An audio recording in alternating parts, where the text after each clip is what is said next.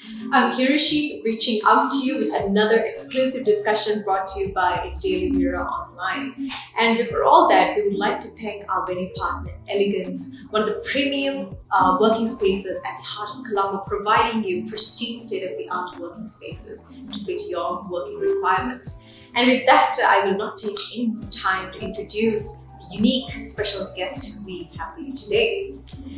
We have someone with us who has revolutionized the fashion industry in Sri Lanka and has also marked Sri Lanka on the map. And not just that, he has also gone beyond his vision in entrepreneurship to work towards the greater good of society. And I would like to warmly welcome the founder and chairman of GFlock Clothing, Ranil Wiladdarage. Thank you so much for joining us, Ryan. It's a pleasure to have you. And it's amazing to see GFlock doing so amazing. And being a millennial, I've seen the new generations. They love fast-moving styles. They like to keep up with the trends. And GFlock is a brand that really keeps up with the fluctuations and the changes that are the global trends, right? But before all this, let's just backtrack into where it all began. Let's just first talk about how this passion began. Where did you educate yourself? How did you really get into the career that you're working in? I was born in Akrasa and came to Colombo in 1991 through scholarship. Came to Royal College, and since then I was in love with the street smart than the book smart, because I was done with the book smart by year 5, and then learned a lot by meeting different friends and walked through a different journey in my life, and it was a testing ground for me. The school life was an entirely testing ground for me. Like I was kind of pushing buttons and see the results kind of a thing, and I've been connecting dots to become who I am today, and that was a memorable, beautiful journey. I did my A-levels in '99, and then I was kind of lost and looking for industries to move on, because there's not much of variety those days. It was just to become doctor or engineer, or IT industry was booming those days. But I was not IT. I was not a tech savvy. And then there's one thing that I was good at, expressing my creativity. Throughout my childhood, I've been doing drawings and carvings and different modes that I'm trying to express my creativity. I thought the garment industry would be the best for me to fit in, and then I graduated from CITI and got into Hydraulics as a junior designer. From there onwards, it has been a different journey with so much of challenges. A tough work. Like I used to work with renowned brands those days, like Nike, Marks and Spencer, and got a lot of experience, international exposure to how to run a brand on the retail side of it, on the design aspect, on the manufacturing aspect. By knowing all this, the whole entire circle of product, I kind of had good 5 years of experience, and came to epitome where I again I don't want to get into the same meat over and over again. I just don't want to get into stagnation. Like every other designer has this dream, like to start their own brand. Started Kelly Felder after 5 years of work, and the rest is history. Yeah. Truly, and in Sri Lanka, fashion is not just wearing, it's not just consuming product, it's a mode of expression that we love. And there's so much more that we see that's unique to the Sri Lankan fashion industry. But out of all the opportunities out of all the career options you had, why fashion? Well, when I started my job, I used to work with one of the good brands in the world, like Marks and Spencer, Nike, and I got the exposure by working with them, and then I saw there's so much of passion put into a product, and there's so much of passion put into a retail at the front end, and we put so much of effort into a back end in manufacturing. So I went through this cycle, and it was a lovely experience for me. Then when I came to my some sort of epitome of my career there for about 5 years, I thought, why not putting my all efforts and experience and talents into a brand and build it, and take it to the international market just as they did, and bring in foreign revenue and create jobs for the industry. Because we were at that point, we had this issue of most of the Sri Lankan businesses are moving out of Far East because of the cheaper labor, and we had to have a solution for the industry, because it was highest foreign revenue making industry for us. With that, we started the brand in 2007. The first brand was Kelly Felder, and it was the first brand to start up in social media, and we did quite a good business in social media, Facebook, and we came up with weekly collections where we changed the market dynamics, patterns of thinking patterns of the customers, and for them to come on every week and buy.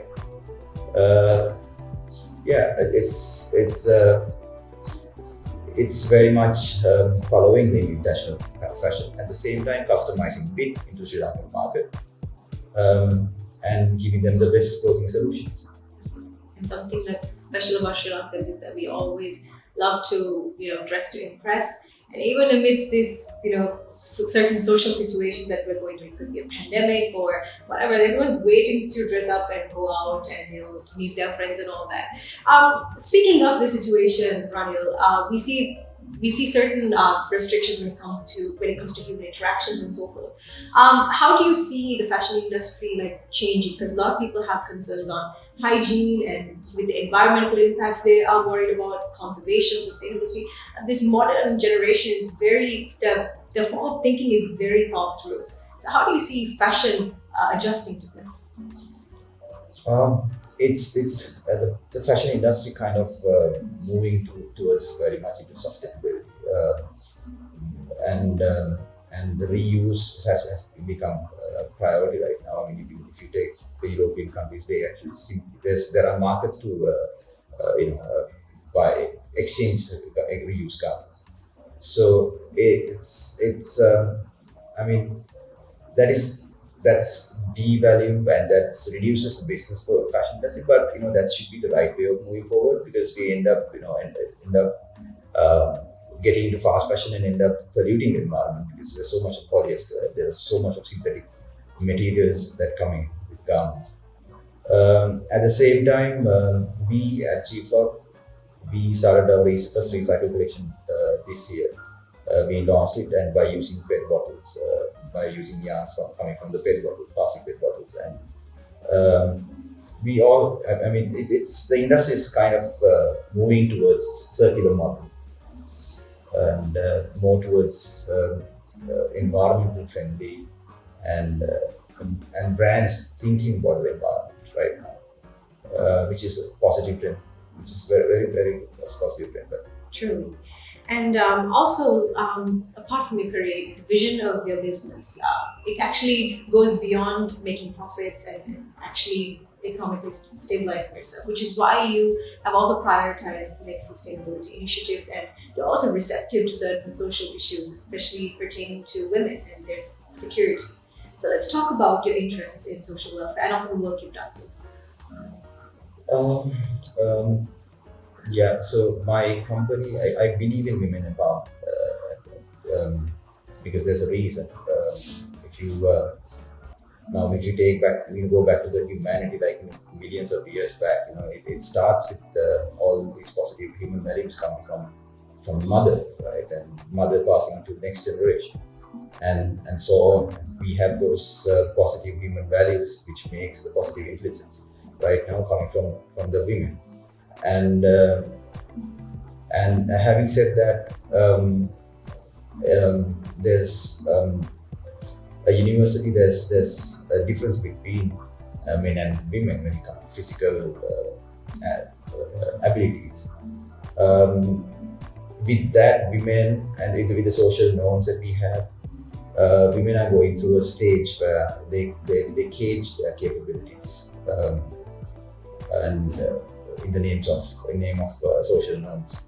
And for me, giving them that opportunity, like giving them the opportunity to exploit their talents, and giving them the opportunity for the excel their human values equally or more, is the right way forward. Uh, yeah, I mean, so I have started, recruiting women for key positions in the company, and they are doing it pretty well. And planning to take women empowerment further with different social trends.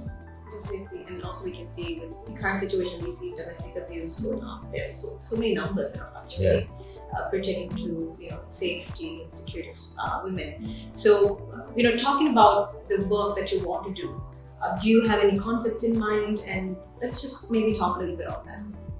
Well, GFlock is we are known for setting trend in the market. We started our first reforestation program a couple of years ago, giving out plants for whoever customers are coming walking in, and then we started planting everywhere in part of the country. And likewise, we have ability of setting up trends in the market.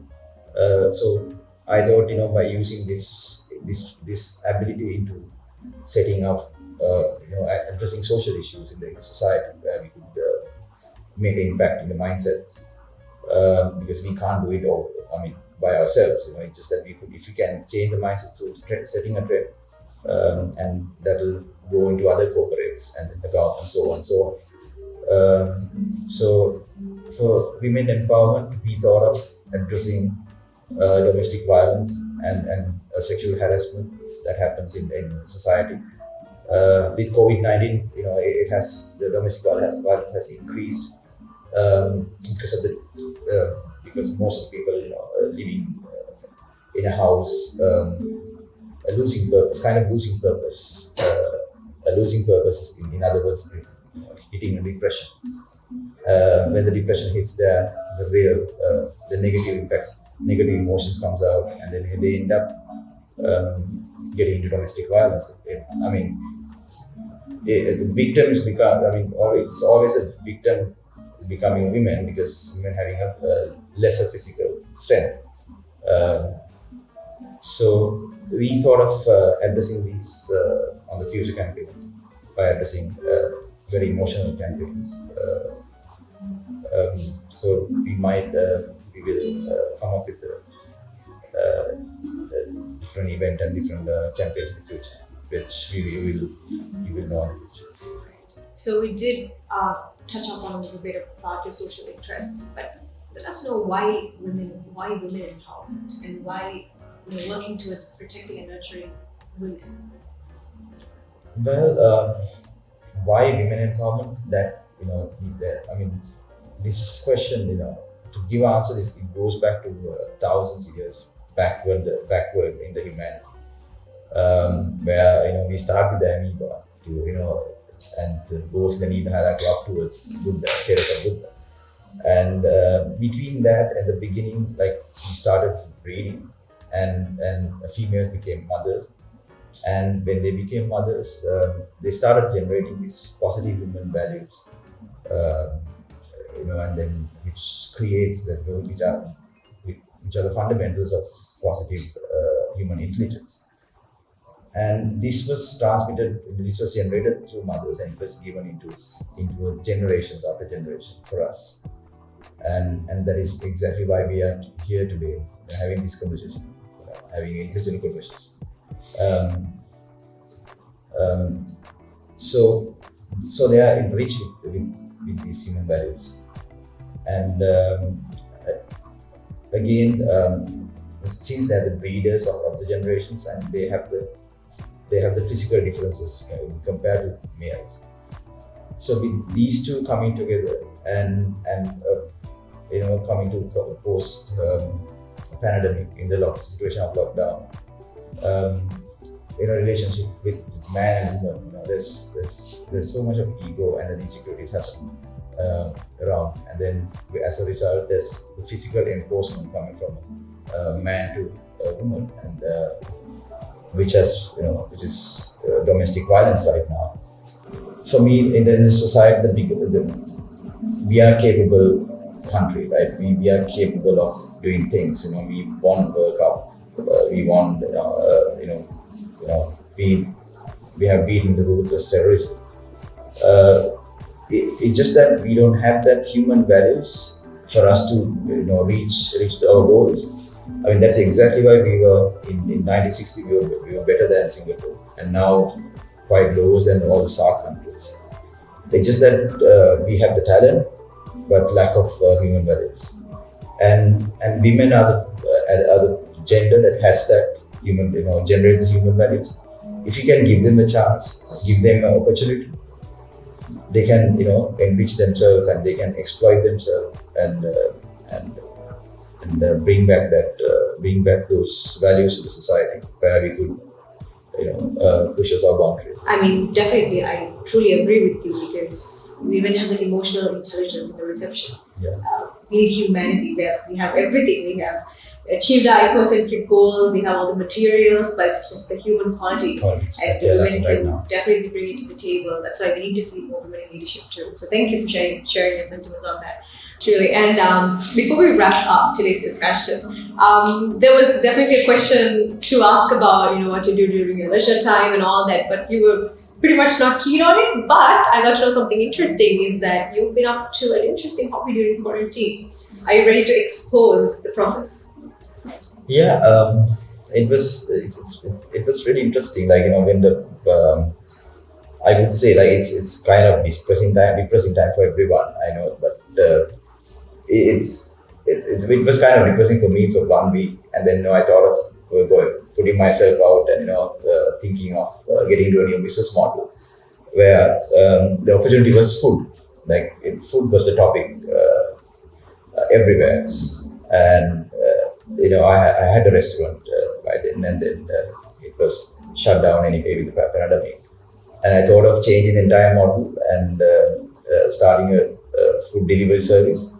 And we started Brio food delivery service by coming out and adapting to different roles and job roles. And then we have different employees come from different levels in my company, and they're adapting to new job roles. And it was fun. And I've been delivering pizzas and food and helping with the staff, cutting onions in the kitchen. And but by the end of the pandemic, we came up with a business model, and I'm thinking of expanding that into different cities. All the very best with that too. I mean, it's important as an entrepreneur, you need to be receptive to the social changes and adapt to it. Sometimes at this point, clothing was not the main requirement, and we could see that the requirements of people changing. So I guess that's what drove you into working on that accessory mission of yours. Yeah, it's kind of adapting into your survival need. Like, when we start a business as entrepreneurs, like, we put our effort at the startup at the highest level. But when time passes, we put our people and systems in place, and then we kind of get settled. But with the COVID situation, we had to go back to those startup stage where our survival needs at the highest level, and adapting to different jobs, different environments, doing bits and here and there, and then and getting people into one direction and having that team spirit, and then it's kind of fun. And then putting them into systems and expanding them is the next game. But COVID did help me a lot to come out of it, then come up with a new business model. With that also, we are going to, we are expecting certain hurdles as a country to overcome when it comes to our economical challenges. And we see the SME sector as a silver lining at this point. It has become a ray of hope to our country, with so many youngsters out there are very enthusiastic in innovating and creating and being, pretty much they're very enthusiastic from college level itself. And for someone who has started 2 brands and who has worked from ground zero, built your way up and expanded and become iconic in the fashion industry, from your journey, what could you share with those who aspire to establish their own brands, their own businesses and enterprises? Well, it's again, we have, as I come to you, from the previous question, what we have so much of balance in this country and these people. It's just that we haven't established the right human values here, right? Because when we excel ourselves in our careers, even we start with a job. Forget about the entrepreneur career because it's very hostile anyway, right? When you are secure with a salary in a company, even in the company, if you can practice yourself with the proper human values while you're pushing your boundaries on 3: drive, determination, and discipline, which is required to acquire any job, and that becomes a practice for you. And when the going get tough, where the issues, your real emotional strength is being tested, and then you tend to become negative just because someone has done negative for you, and you're trying to absorb that negativity, and then continue to spread that negativity towards the society, and that's what has been happening in the society. Yeah. So all I'm saying is, taking from my life, why I'm here today is basically when these things happen, when the going gets tough, to stick to your human values and still pushes your 3Ds, and then stick to your human values, and then the gain is something else. It's like a third law of the Newton. Every action is equal opposite reaction. The equal opposite reaction is the wisdom that you get. That's definitely something to take away from today's things. So there are so many out there who looks up to you, and this could be a silver lining for them as well. And thank you so much, Ranil, for joining with us despite your heavy schedules, making time with us to have this conversation. All the very best with the future endeavors, and also good luck to you on your vision to shape society, to help women, and on your other sustainability initiatives as well. So thank you. Thank you very much. With this, we are wrapping up today's exclusive discussion, but we want you to stay tuned on Daily Mirror Online until we join with you on our next edition.